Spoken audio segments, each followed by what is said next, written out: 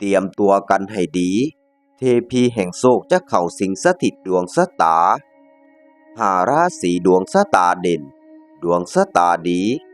หับเงินหับทรัพย์ตลอดทั้งเดือนมิถุนายน สบายดีกัลยาณมิตรท่านผู้ชมผู้ฟังที่มีบุญบารมีทุกท่านสำหรับเดือนต่อไปนี้คือเดือนมิถุนายน ถือว่าเป็นเดือนพิเศษที่จะมีสิ่งต่างๆหลายสิ่งหลายอย่างนั้นค่อนข้างที่จะเกี่ยวข้องกับเงินหลากหลายราศีด้วยกันถือว่ามีดวงชะตาที่โดดเด่นทั้ง12ราศีนั้นท่านจะพบเจอกับเรื่องราวที่ดีที่เด่นแต่ละราศีนั้นจะบ่เหมือนกันแตกต่างกันออกไป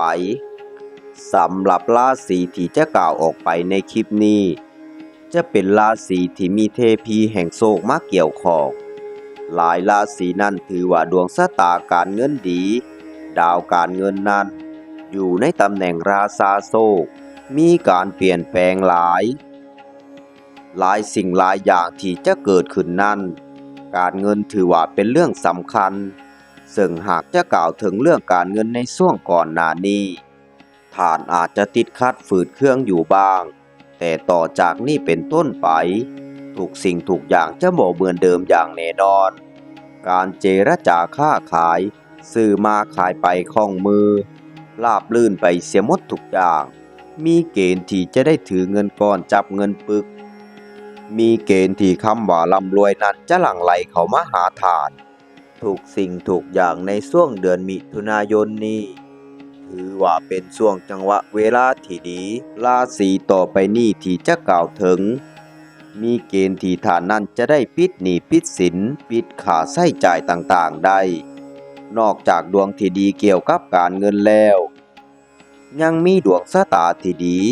เกี่ยวกับโชคลาภนั้นเข้ามาอยู่ในดวงชะตาของท่านอีกด้วยแถมในตอนนี้ท่านยังคงมีคำว่าแคล้วคลาดติดตัวมาด้วยหากท่านตกอยู่ในสถานการณ์ที่ลำบากท่านก็จะแคล้วคลาดปลอดภัยในทุกครั้งที่ท่านประสบพบเจอปัญหาก็จะมีคนยื่นมือเข้ามาช่วยให้ความอุปถัมภ์ค้ำสู้ก็ถือว่าเป็นเรื่องที่ดีที่จะเกิดขึ้นราศีต่อไปนี้ในช่วงเดือนมิถุนายนถือว่าท่านจะตั้งรักปักฐานได้ท่านจะลืมตาอ้าปากได้อย่างแน่นอนซึ่งราศีนี้จะมีราศีใดกันบ้างไปหับส้มหับฟังกันเลยอันดับที่ราศีมีนชาวราศีมีนทั้งหลายเป็นราศีที่มีเทพีแห่งโชคเข้าไปสิงสถิตอยู่ในดวงชะตาแทบตลอดเรื่อยมาแต่ในช่วงที่ผ่านมาชาวราศีมีนนั้นก็โดนผลกระทบจากดาวต่างๆเช่นกันซึ่งดาวต่างๆนั้นส่งผลลบให้แก่ดวงชะตาของท่านนั้นอาจจะดูเบาๆเรื่องการเงินอยู่บ้างเริ่มตั้งแต่เดือนมิถุนายนนี้เป็นต้นไปชาวราศีมีนนั้นจะมีเรื่องทำให้ได้เงินอาจจะเป็นเงินจากการที่ตัวท่านนั้นให้คนอื่นหยิบยืมและได้กลับคืนมาหรืออาจจะได้เงินจากการทำอาชีพเพิ่มทำอาชีพพิเศษอาจจะได้เงินจากการเสี่ยงโชคต่างๆก็ได้เช่นเดียวกันด้านความหัก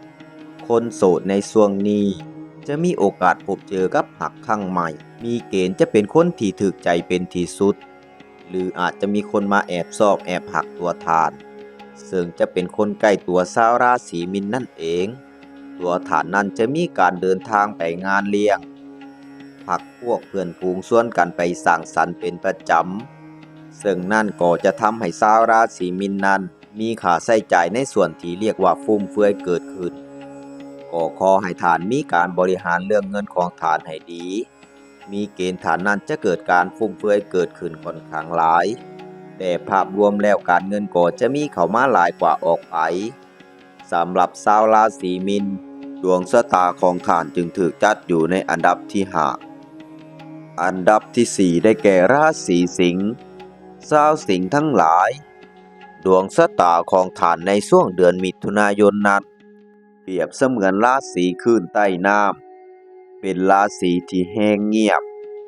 หลายสิ่งหลายอย่างในช่วงเดือนมิถุนายนนี้การเงินของชาวสิงห์นั้นจะได้รับเงินที่เป็นจำนวนค่อนข้างหลาย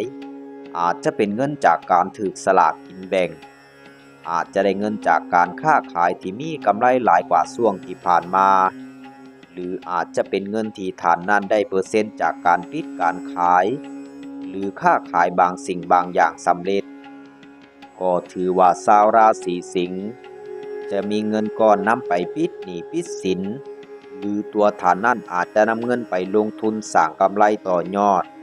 ก็ถือว่าเป็นแนวคิดที่ดีแต่ในเมื่อมีเรื่องที่ดีแล้วก็ขอให้ชาวราศีสิงห์นั้นควรระวังปัญหาทางด้านสุขภาพ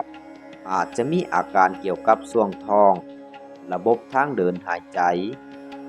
ขอให้ชาวราศีสิงห์ในช่วงนี้ควรดูแลสุขภาพของท่านให้ดียิ่งขึ้นเพื่อป้องกันการเจ็บป่วยที่จะเกิดขึ้นได้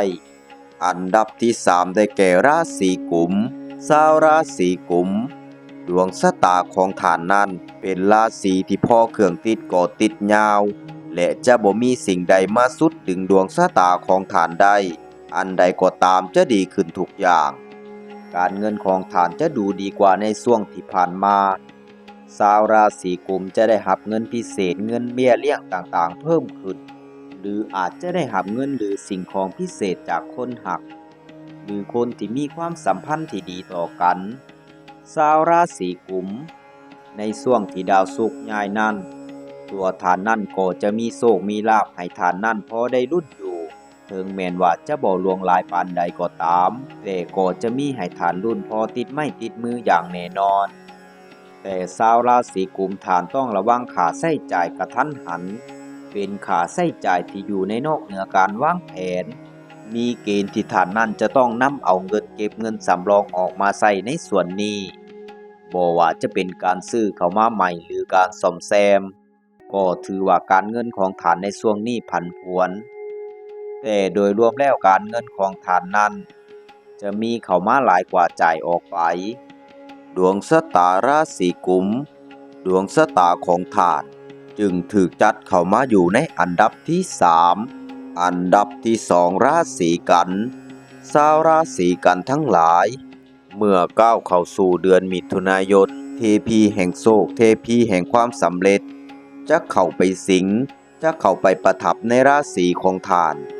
คำว่าสมหวังจะปรากฏขึ้นให้ฐานเห็นชาวราศีกันนั้นฐานจะได้รับอิทธิพลค่อนข้างหลายโดดเด่นในหลายๆเรื่องการเงินถือว่าเป็นลำดับแรกลำดับที่2นั่นก็คือฐานจะเป็นคนที่มีเสน่ห์แฮงมีณเมตตามหานิยมดีได้รับการนิยมชมชอบกันไปทั่วอาจจะมีคนอยากร่วมงานกับตัวฐานอย่างหลากหลายหรือมีคนยื่นโอกาสข้อเสนอดีๆในการหารายได้เพิ่มขึ้นเข้ามาส่วนในด้านโชคลาภนั้นชาวราศีกันจะได้รับโชคลาภหลายกว่าในช่วงที่ผ่านมาและจะได้รับโชคลาภจากคนที่มีอายุน้อยกว่าซึ่งเงินที่ชาวราศีกันเคยให้ไผได้หยิบยืมไปในตอนนี้ก็มีเกณฑ์ที่ฐานนั้นจะได้เงินของฐานนั้นกลับคืนมาบ่น้อยก็หลายแต่ก็มีโอกาสที่ฐานนั้นจะได้เงินในส่วนนี้อย่างแน่นอนซึ่งหลังจากดาวศุกร์ย้ายแล้วนั้นชาวราศีกันหยิบจับสิ่งใดก็จะเป็นเงินเป็นทองไปเสียหมดทุกอย่างก็จะมองเห็นเป็นเงินเป็นทองเป็นกำไรแต่ขอควรระวังที่ฐานจำต้องระวังก็จะมีเส้นเดียวกัน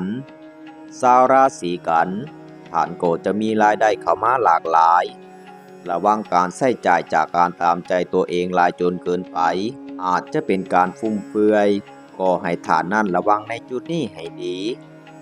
ก็ถือว่าดวงชะตาของชาวราศีกันนั้นฐานจะถูกอ้อมหอบไปด้วยคำว่าเงินตาดวงชะตาราศีกันจึงถูกจัดเข้ามาอยู่ในอันดับที่2อันดับที่1ราศีพิจิกชาวราศีพิจิกทั้งหลายดวงชะตาของท่านต่อจากนี้ไปถือว่าในช่วงเดือนมิถุนายนนี้จะมีการเปลี่ยนแปลงครั้งยิ่งใหญ่และแทบจะเป็นทุกสิ่งทุกอย่างที่จะมีการเปลี่ยนแปลงโอกาสต่างๆนั้นจะมีเข้ามาหาท่านอย่างต่อเนื่องการเดินทางไปแห่งคนใดก็จะพบเจอกับคำว่าโชคลาภพบเจอกับความเป็นสิริมงคลเดินทางไปเหนือร่องใต้ท่านก็จะแคล้วคลาดปลอดภัย คนในครอบครัวก็จะเสริมจะหนุนดวงชะตาของท่านบ่ว่าท่านจะอยู่แห่งคนใดก็จะแคล้วคลาดอยู่ในบ้านก็ดวงชะตาดีถือว่าดวงชะตาของชาวราศีพิจิกนั้นเว้าได้ว่าดวงพุ่งแห้งดวงขึ้นก็บ่ผิดหากท่านนั้นหมั่นทำบุญแผ่เมตตาก็ถือว่าเป็นการต่อดวงชะตาที่ดีดวงชะตาของท่านนั้นดวงชะตาของท่านนั้นจะดีแบบโดดเด่นไปหมดทุกอย่างแบบยาวๆชาวราศีพิจิกอย่าได้ดูถูกอย่าได้ประมาทดวงชะตาของท่านเองเพราะดวงชะตาของท่านนั้นมีความพิเศษมีความแตกต่างจากราศีอื่นๆต้องบอกว่าท่านนั้นมีเกณฑ์จะร่ำรวยในชั่วข้ามคืนทั้งหมดนี้ก็ถือว่ามีเกณฑ์ที่จะเกิดขึ้นกับตัวท่านอย่างแน่นอนในช่วงเดือนมิถุนายนดวงชะตาชาวราศีพิจิกจึงถูกจัดเข้ามาอยู่ในอันดับที่หนึ่งก็จบไปแล้วสำหรับการพยากรณ์การทำนายจัดอันดับดวงชะตาที่ดีในช่วงเดือนมิถุนายนเทพีแห่งโชคประทานพรให้ก็ถือว่ามีผลดีหลายสิ่งหลายอย่างสำหรับ5ราศีซึ่งถือว่า5ราศีนี้โดดเด่นในทางด้านการเงินแต่สำหรับราศีอื่นๆนั้นก็โดดเด่นในด้านที่แตกต่างกันออกไปก็ถือว่าโดยรวมหลายราศีมีทิศทางมีเกณฑ์ที่ดีในช่วงที่ดาวศุกร์ย้ายท่านใดที่ฟังคลิปนี้จบแล้วพิมพ์คำว่าสาธุเขียนสิ่งที่ท่านต้องการลงกล้องคลิปและกดติดตามกดกระดิ่งแจ้งเตือนเพื่อเป็นการเปิดดวงเปิดทรัพย์รับโชคและเพื่อที่จะบ่พลาดคำทำนายดวงชะตาตำราโบราณโหราศาสตร์ใหม่ๆกันได้แล้วจากช่องบุญญาบารมีแล้วชีวิตท่านจะสมหวังดังใจปรารถนา